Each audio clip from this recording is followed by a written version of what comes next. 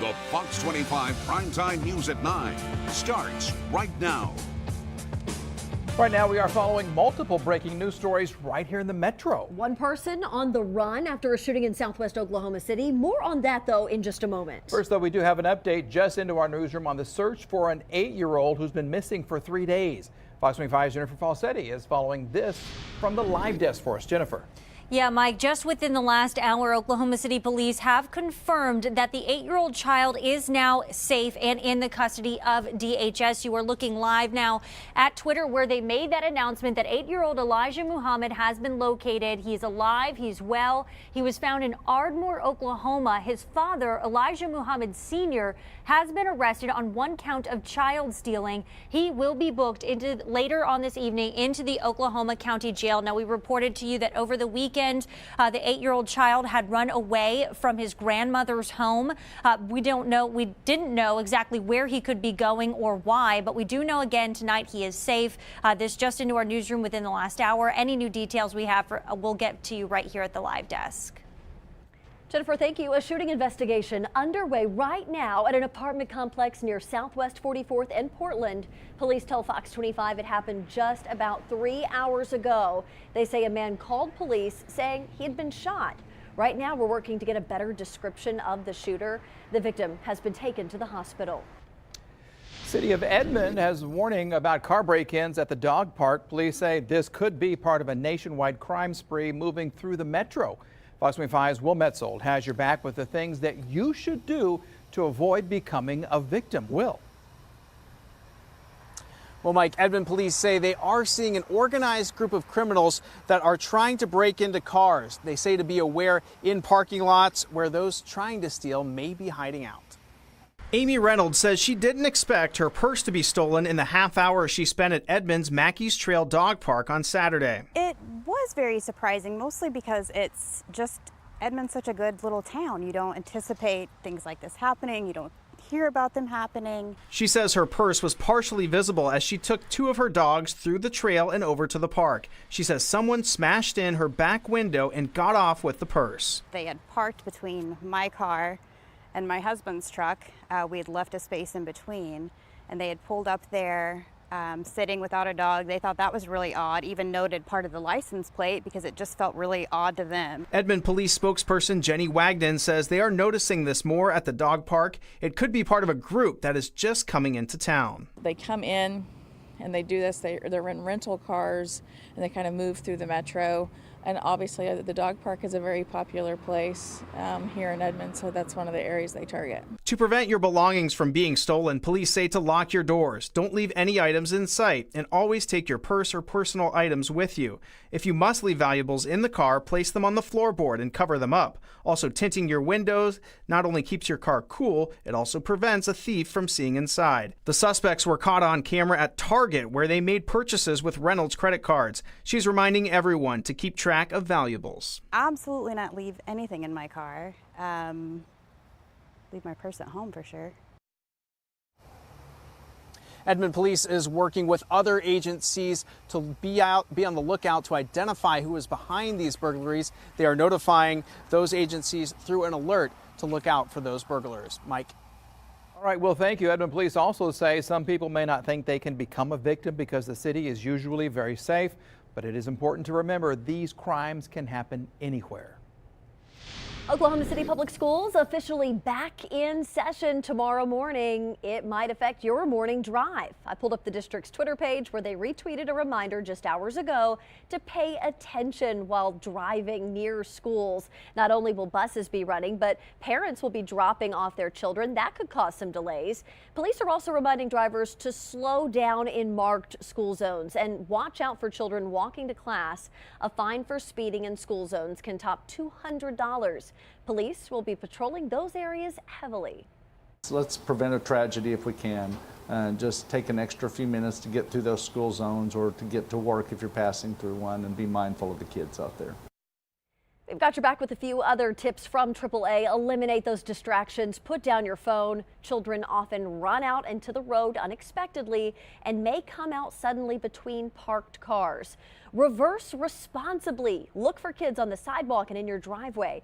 Remember, it is against the law to go around a stopped bus. And talk with your teen about safe driving. More than 1 in 4 deadly crashes involving teen drivers happens during the after-school hours. If you're unsure whether there are any schools near you, we have a link to where all the metro schools are located. Just head to okcfox.com.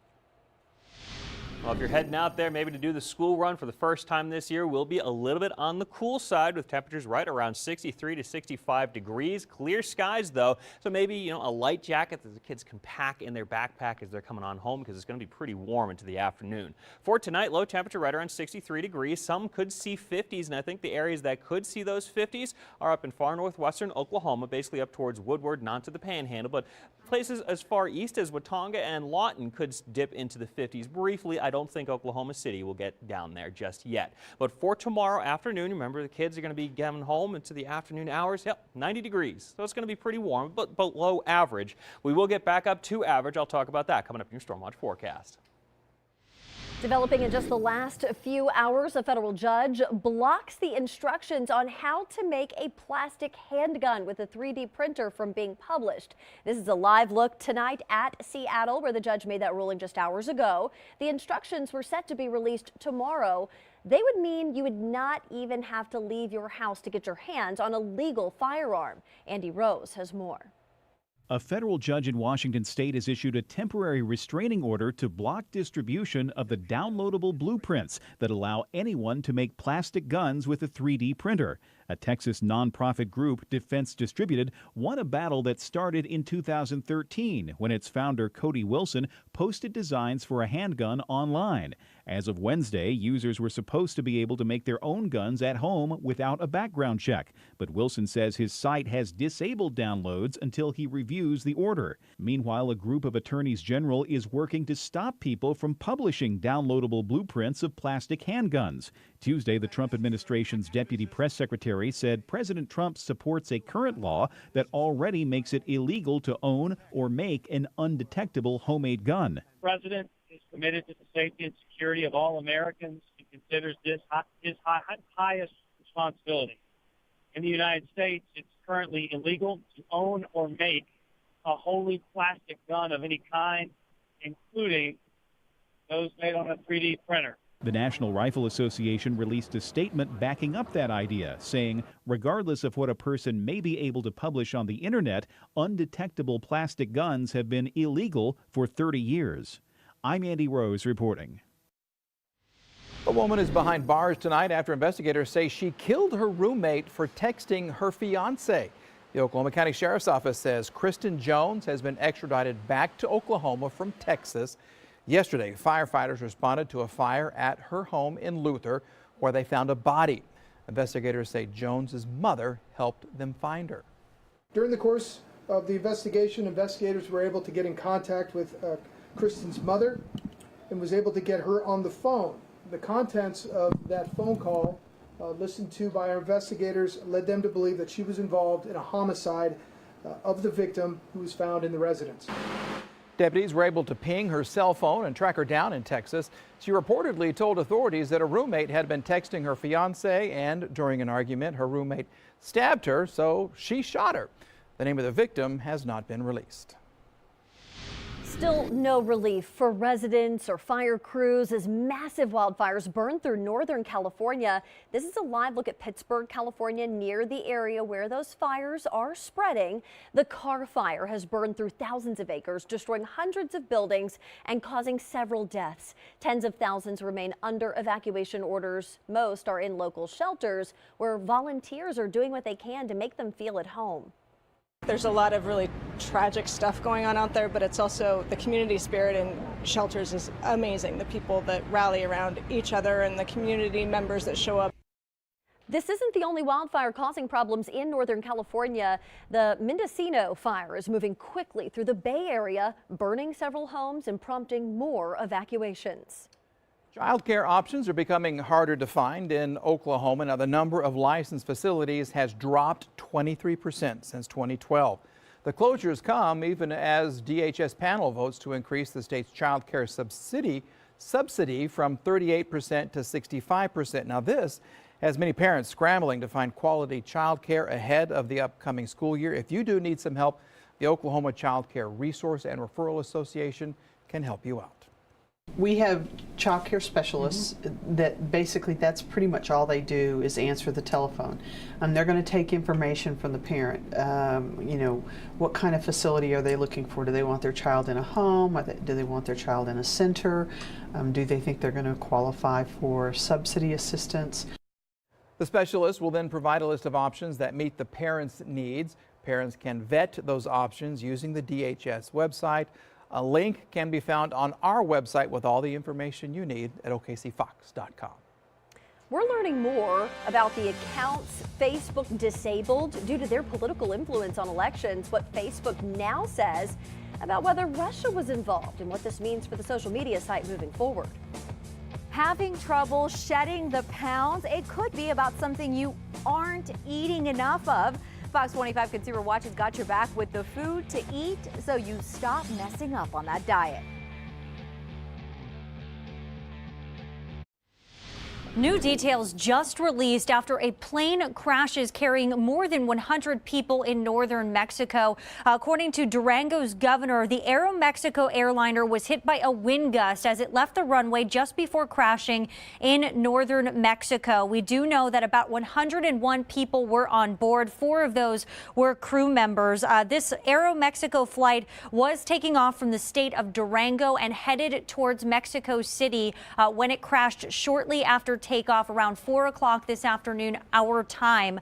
We, of course, know that several people were injured as of right now. No deaths have been reported here. Of course, that could be subject to change with dozens in the hospital recovering from injuries there. We're going to keep a close eye on this developing story for you right here at the live desk. If you need to get an ID or update your driver's license, you may have some issues over the next few days. A hardware issue has caused the entire driver's license system to go down. DPS says a power outage Sunday caused the problem. Tag agencies are unable to process licenses or ID requests because of that outage. Today, they told Fox 25 they're not sure how long it'll last. Officials say driving with an expired license is against the law, and there will be no lenience because of these computer problems. A sex offender is back behind bars after registering with a false address. 61-year-old Glenn Goad has reportedly been living in the Toppers area. This is near Wagner, but the sheriff's office says he registered as living somewhere else. Now, he reportedly told police he did it because he did not want his fiancée to find out that he was a registered sex offender. He's now charged with furnishing false or misleading information in a sex offender registration.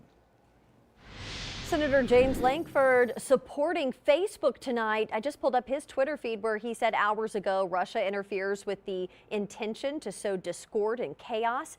I'm pleased that Facebook is taking action to remove fake accounts from their platform. Tomorrow, the Senate Intel Committee will discuss this more in an open hearing. Today, we learned that Facebook had to take down some accounts that were engaged in a sophisticated political influence campaign. The social media giant isn't blaming Russia, partly because the account holders hide their identities. Facebook says the accounts and pages were created starting in March of last year. More than 290,000 accounts followed at least one of those pages.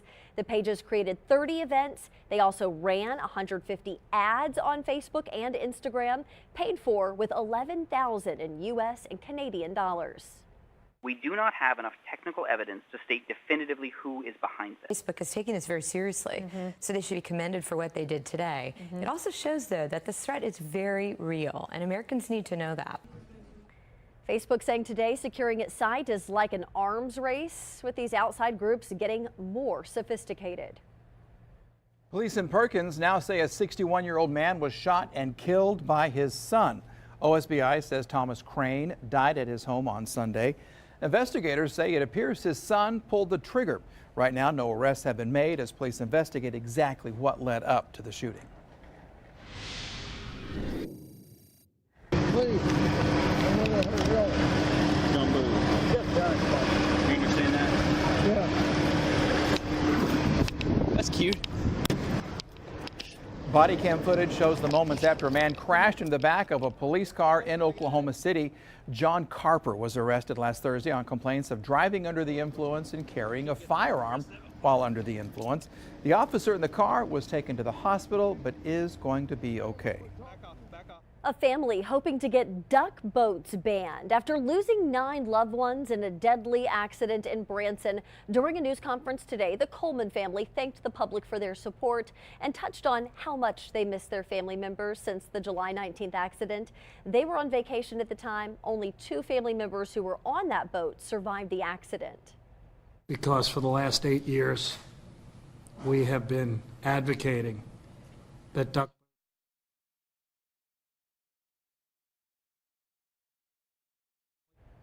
The family filed a lawsuit earlier this week seeking $100 million in damages. Over a dozen cars were damaged after the second story of a parking garage collapsed in Irving, Texas today. No injuries were reported. Massive sheets of concrete, as you can see, are resting on some of the cars. Other vehicles piled against one another. It's unclear what caused the collapse. The Occupational Safety and Health Administration says it appears to be a spontaneous collapse caused by volatile soil swelling between seasons.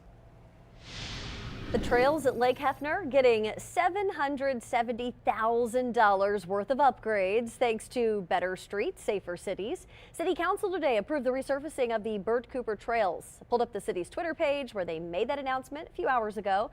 The project will begin in late summer or early fall. That money coming from temporary sales tax proceeds.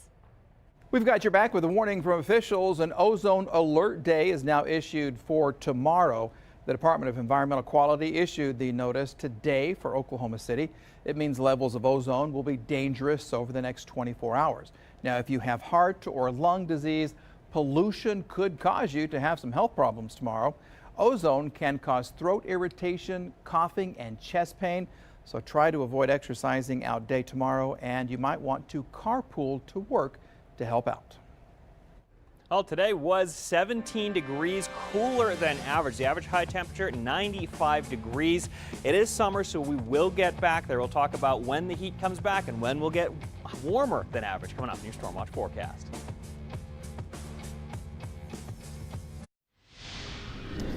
A rally just wrapped up in the last hour or so in support of an Oklahoma City man on death row. Now, I pulled up a petition. This is on change.org, where more than 2,500 people have signed asking for more evidence to be tested in the case of Julius Jones. He was sentenced to death for the 1999 murder of Edmond businessman Paul Howell. Well, his case has received renewed interest after a documentary series called The Last Defense raised questions about his arrest and his conviction. Fox 25's Caroline Vandergriff is live at the Capitol this evening with more on the movement to free Jones. Caroline.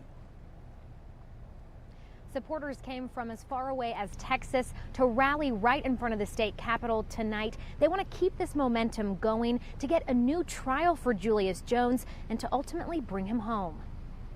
Free JJ! Free JJ!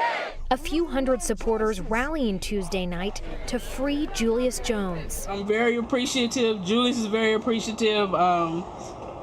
He wants y'all to know that he's ready to come home. A jury found Jones guilty of murdering Paul Howell. The well-known businessman was shot to death in 1999 after he pulled into the driveway of his parents' home in Edmond. For the crime, Jones has now spent half his life behind bars on death row. Justice is like fire.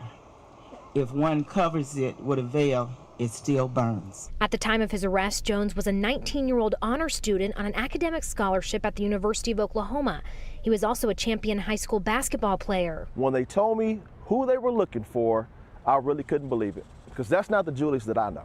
Jones has maintained his innocence for 19 years. We've been talking for many years, Julius and I, about having an opportunity for his true story to be told, and now it's here. It's a wonderful thing. The documentary series The Last Defense brought national attention to the case and potential flaws in Jones's arrest and prosecution. One of the jurors who voted to sentence Julius to death used the N-word during discussions with other jurors. That particular issue could bring a new trial. The Oklahoma Court of Criminal Appeals announced last week it will take a new look at the case. Jones's attorneys are also analyzing untested evidence they believe could exonerate Jones. We need to be patient. This isn't CSI. We're not going to get an answer overnight. But they will keep fighting to free Julius Jones. Free JJ! Free JJ! Free JJ! Free JJ! Jones's family says he is blown away by the support he's received since the documentary aired. He says he is especially thankful for the letters he's received in prison. Mike? Well, Jones's attorneys are still investigating the case. They're urging people who may know anything or may have heard something about what happened to come forward. Coming up, an Oklahoma City school teacher taking her skills outside the classroom to make sure those kiddos are ready to go back to school, how she's volunteering to help give kids a confidence boost. And a unique process to bring back a part of Oklahoma history that was destroyed in a fire. How the city of Wagner is making sure their downtown is not lost forever.